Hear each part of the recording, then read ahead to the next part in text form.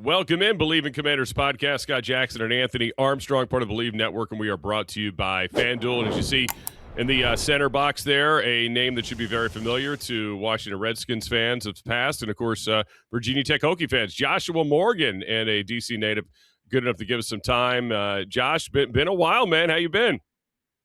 I've been great, man. Beyond blessed, man. How about yourself? We're great. Glad to have you on. Glad Anthony could bring you into the show, man. Look forward to talking to you today. Yeah, been connected with Josh these last couple of years, being able to get back up and go to the games, and been seeing he's been getting involved in the community, making a big push for the stadium, and just really linking back in with the team. So glad to have you there. We'll lead off with the stadium talk, all right? Because we were just in that meeting. They were talking about the stadium. How exciting is it for you? You went to school in DC. You from that area. How exciting is it for you to have the stadium come back to DC? Man, it's a blessing for me and a lot of my family members.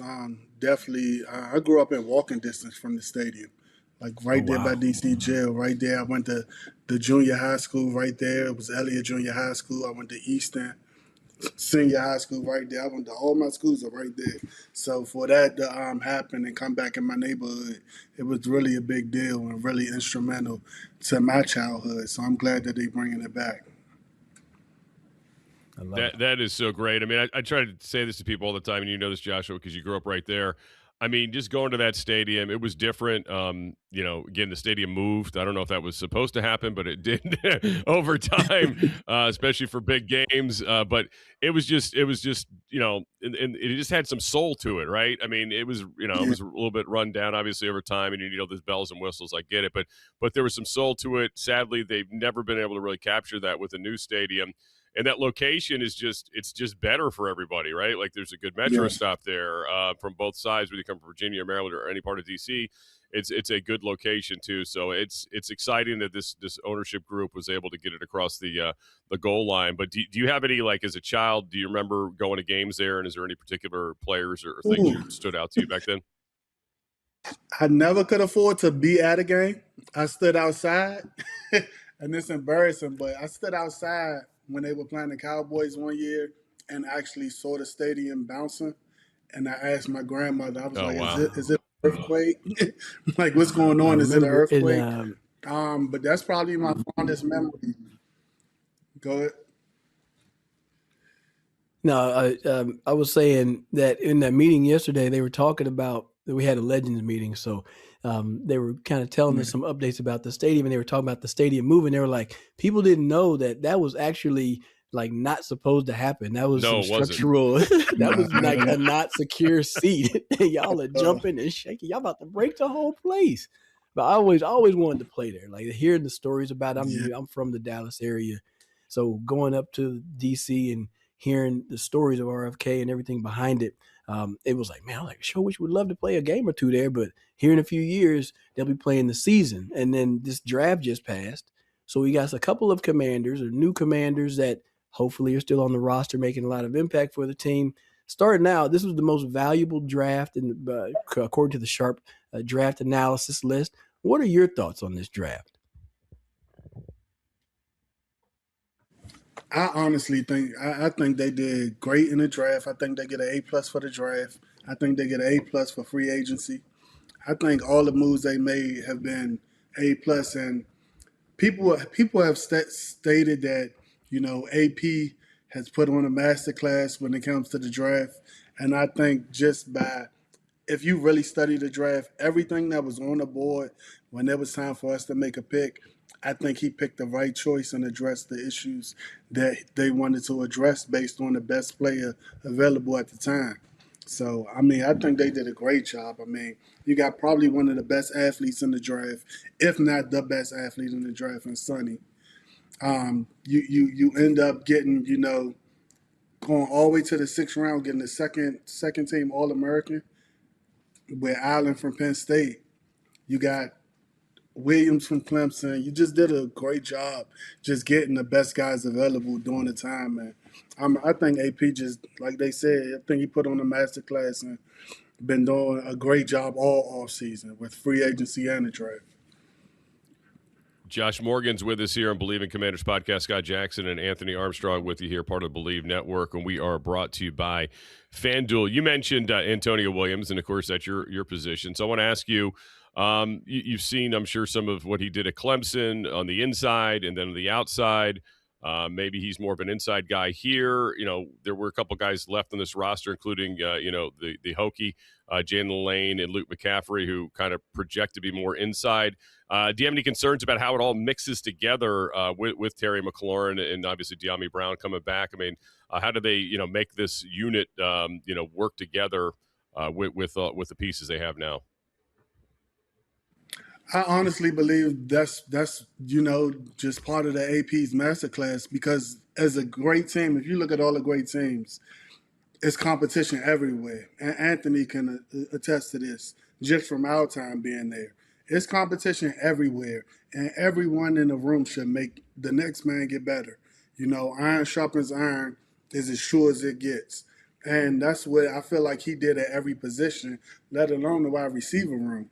It's no concern at all, because I think everyone will continue to level up. I think everyone will, buy into the system and take advantage of their opportunities when it's out there.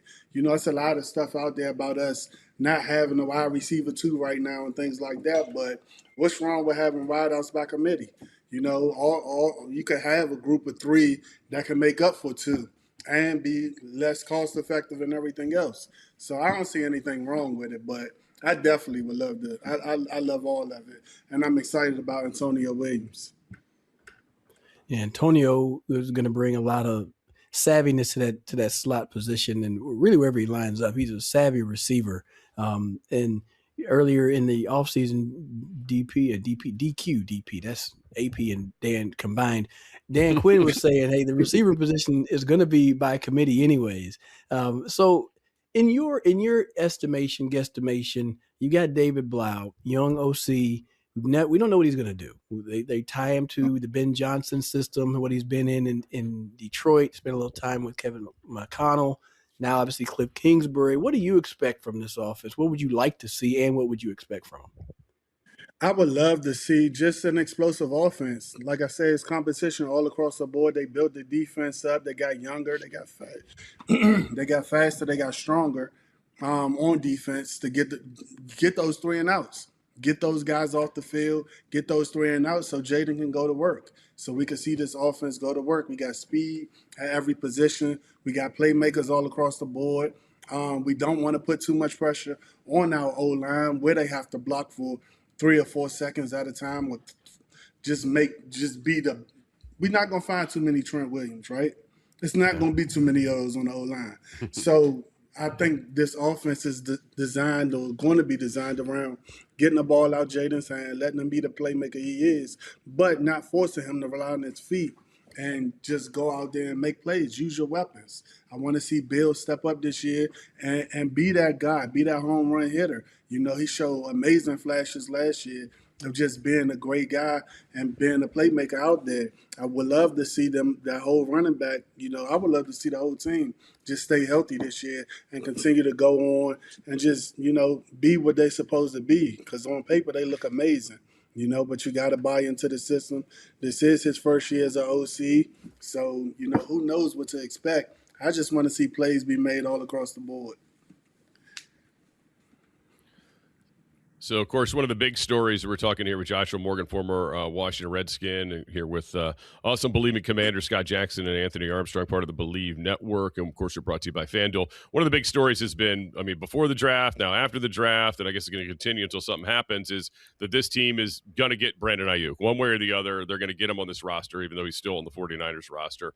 But yet, there's some things out there that worry you, and played for a year and a half. Number one, he kind of just decided that he was okay losing money by not showing up and doing his rehab with the team. So he forfeit, they could forfeit the contract. And then, of course, you have these stories now that he's been a hard guy to get in contact with. And then you had some pictures of him that made him look a little bit out of shape, needless to say, that have been floating around the IG.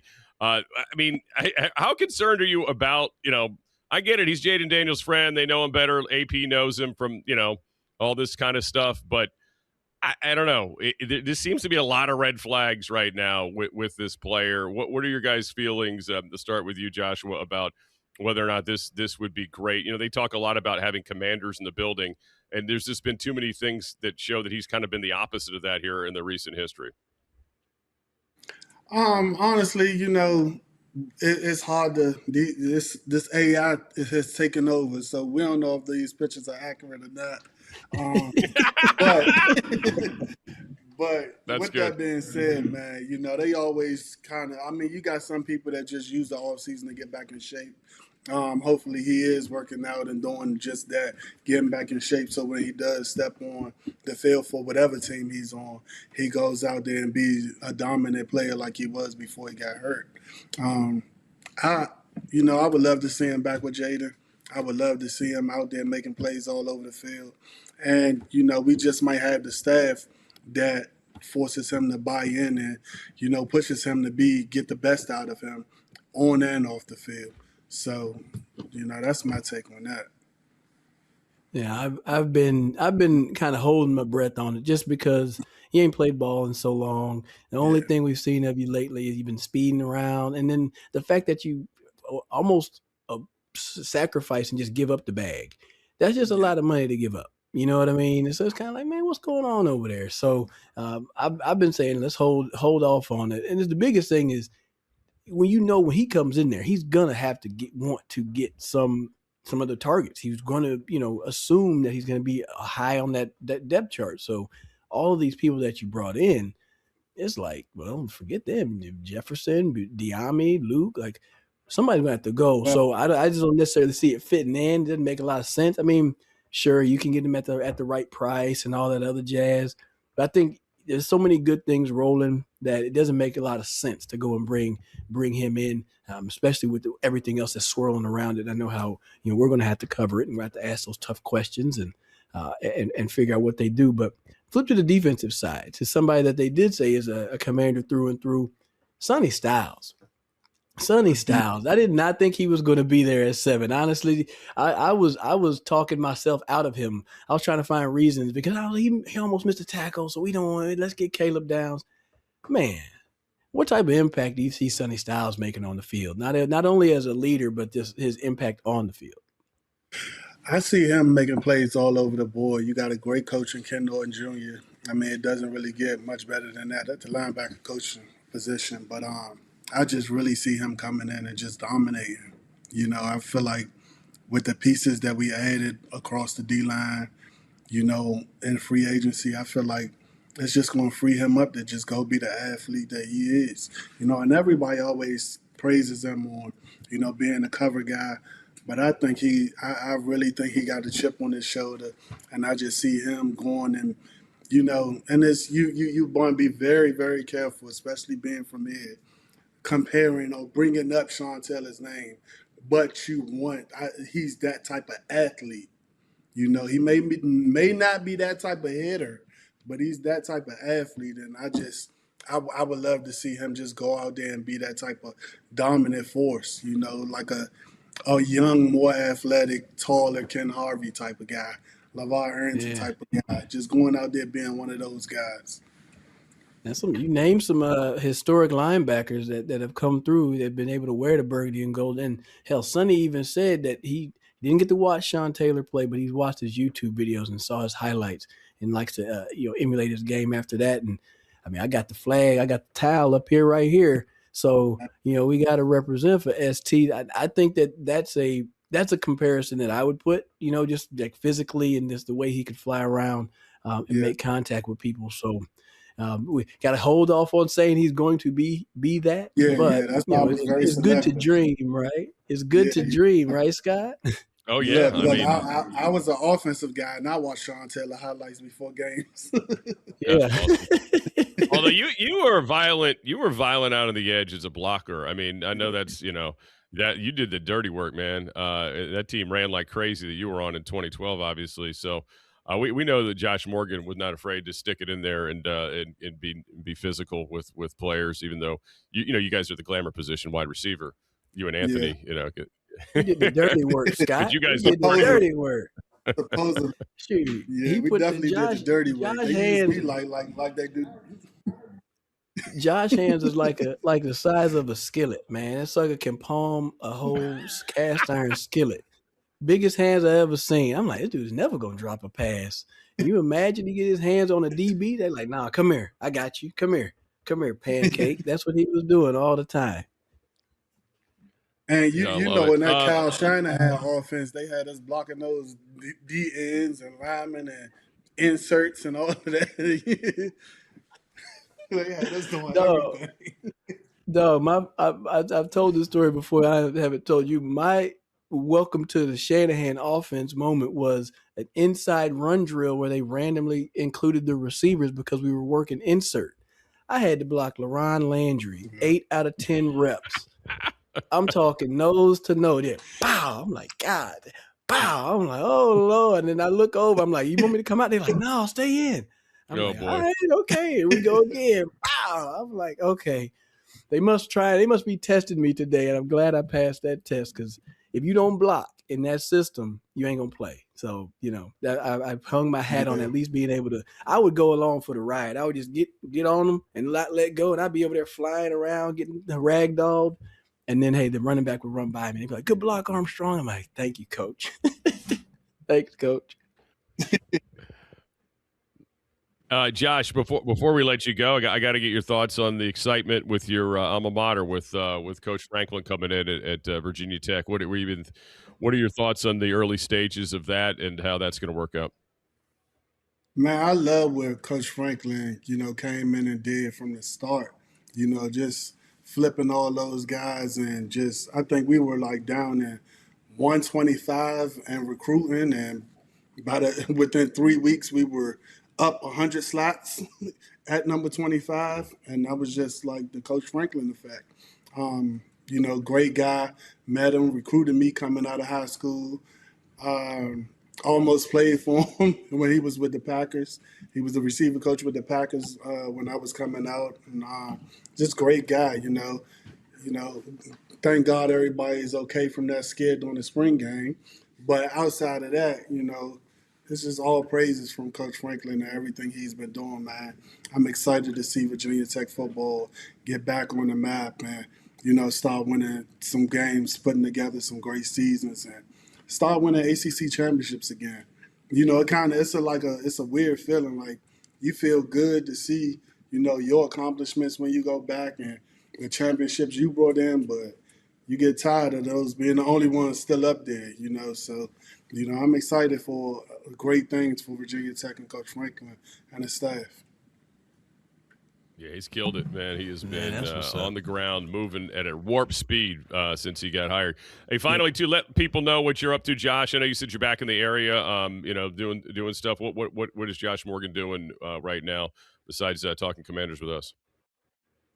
Man, I'm doing a lot in the community. I mean, that's what I've always done, though. I got the award every year. I was in that league, honestly, for doing the most Yeah. community service. When I came here to the Commanders in 2012, I got the award and paid man of the year for the team for doing it.